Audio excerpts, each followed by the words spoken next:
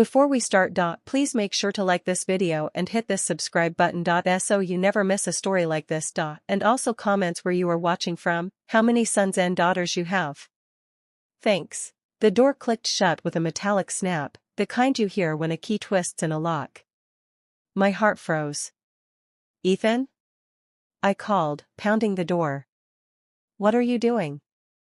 Silence. I was 7 months pregnant and already on bed rest, but the way my husband's footsteps faded away sent me spiraling into panic. This wasn't the first time he had done something cold, but this was different. I grabbed the handle and shook it violently. Ethan! Open the door right now. No answer. Instead, I heard another voice, his mother's, low and sharp, from outside the door. It's for her own good. She'll thank us later. My blood ran cold. Mrs. Collins? What's going on? You need rest, she said flatly. And you need to stop asking questions. What questions? What are you talking about? But they didn't answer. Their footsteps disappeared down the hall, leaving me locked in the small upstairs bedroom of our house. I slumped against the door, my pulse racing. My baby kicked, almost as if sensing my fear. I whispered softly, "It's okay, little one." Mommy's okay, but I wasn't. This had been building for weeks. Ethan had been distant ever since I told him I'd discovered the discrepancies in our bank accounts, money withdrawn in large amounts I didn't recognize. When I brought it up, he brushed me off. His mother, who'd moved in temporarily, kept hovering like a hawk, monitoring everything I ate, every step I took, every phone call I made. Now, they'd locked me away. I rushed to the window, but the old frame was nailed shut. My phone had been taken from me earlier for rest, and I hadn't thought twice about it. I was completely cut off. As the hours passed, I tried to stay calm.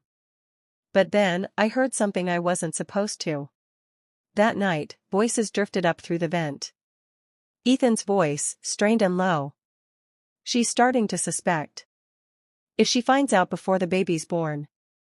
His mother cut him off. Then she'll take everything from you. And we can't let that happen. You just have to keep her in there until it's over. Then we'll handle the rest. Handle the rest? My stomach knotted so tight I could barely breathe. They weren't just trying to keep me safe. Something else, something sinister, was happening. I didn't sleep at all that night. And by morning, I knew one thing for sure, I had to get out. But what I didn't know, was that the secret they were hiding would shatter everything I thought I knew about my marriage. The next morning, the door creaked open just a crack, and Mrs. Collins slid a tray of food inside, oatmeal, a banana, and a cup of tea. Please, I begged, clutching my swollen belly. You can't do this to me. I need a doctor's checkup. I need to move. The baby. You're fine, she snapped, her cold blue eyes boring into me through the gap. Eat. Rest. Stop making this harder than it needs to be. The door slammed shut again. I stared at the food, my mind racing. If I stayed in here, they'd handle the rest, whatever that meant. I couldn't risk my baby's life. I tried the window again, shoving with all my strength, but it wouldn't budge. The only other option was the air vent. It was old, rusty, and barely big enough for my arm, but maybe I could push something through it to attract attention. I grabbed the metal grate and tugged until it gave way with a screech. Dust filled my lungs as I coughed quietly. I could hear faint sounds from the downstairs living room, Ethan's voice, and another man's I didn't recognize. Transfer's complete, the stranger said. She'll never know. My heart pounded. Transfer? Money? Then Ethan, we just have to make sure she doesn't leave until after the baby's born. If she figures it out now, we're done for. Done for?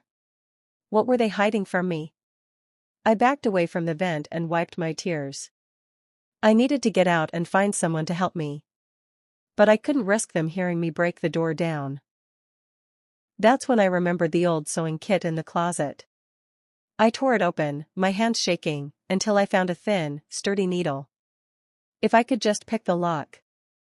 I worked for nearly an hour, sweat dripping down my face, my baby kicking in discomfort. Finally, with a tiny click, the lock gave way. I eased the door open and stepped into the hallway, every nerve screaming at me to run. But just as I turned the corner toward the stairs, I saw Ethan. And he wasn't alone. He was holding a folder, thick with documents, and whispering to the stranger I'd heard earlier. They didn't see me. But what I heard next nearly made me scream. She can't find out she was never supposed to have this baby, the man said. I froze behind the corner, pressing a hand over my mouth to stifle a sob. Never supposed to have this baby? Ethan leaned closer to the man, whispering harshly. Keep your voice down. If she hears? The man scoffed. You're the one who panicked and married her. This wasn't the plan. We needed her, cooperative. Cooperative? My heart thudded painfully in my chest. Ethan ran a hand through his hair. I didn't know she'd get pregnant so fast. Now everything's complicated. If she finds out the baby. I didn't hear the rest.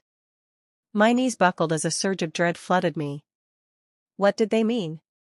Why wouldn't I be supposed to have my own baby? I clung to the wall, forcing myself to stay silent. I couldn't confront him. Not yet. If I wanted the truth, I needed evidence. I slipped quietly back into the bedroom and closed the door, locking it from the inside. My breathing was ragged as I leaned against it.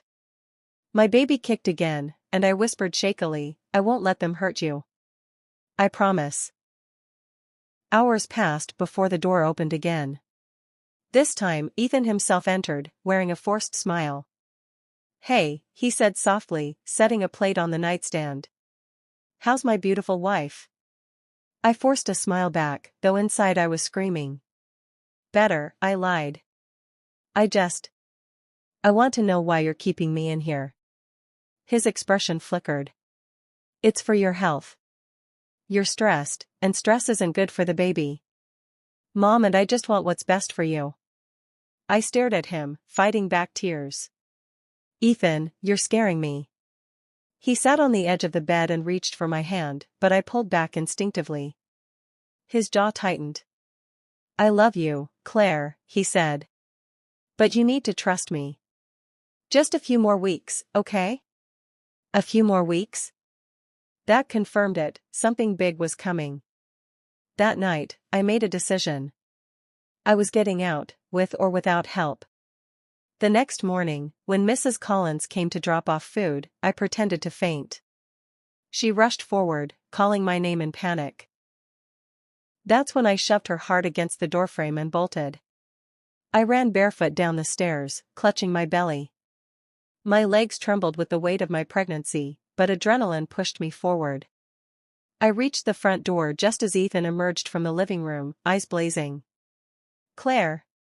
Stop! I screamed and twisted the knob, but it was locked.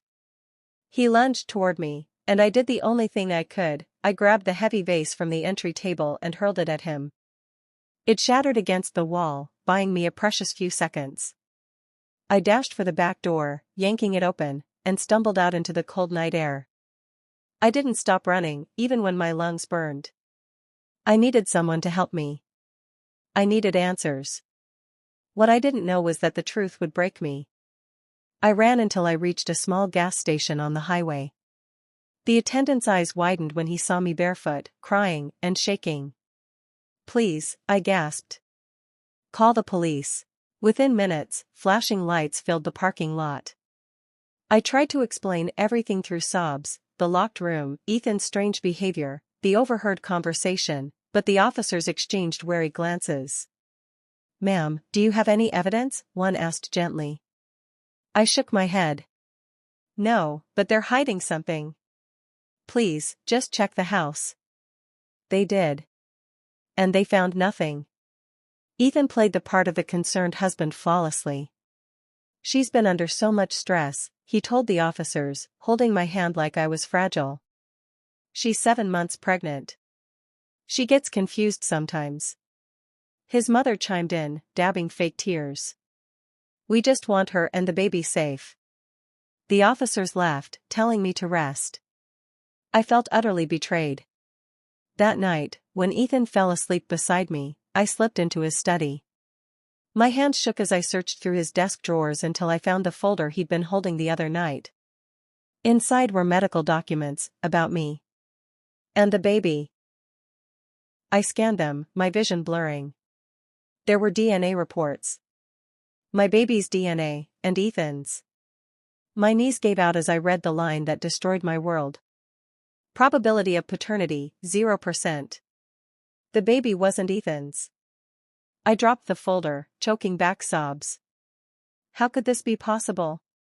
I had never been with anyone else. A soft creak behind me made me spin around. Ethan stood in the doorway, his expression unreadable. I told you not to look, he said quietly. Ethan, I whispered, my voice trembling. What is this? He stepped closer, and for the first time I saw something in his eyes I couldn't ignore, fear. You were never supposed to know, he said. I backed up until I hit the wall. What do you mean? I whispered. Ethan ran a hand through his hair. It wasn't supposed to happen like this. Claire, you can't have children. I froze. That's not true. I'm pregnant. You think that's your baby? He said hoarsely.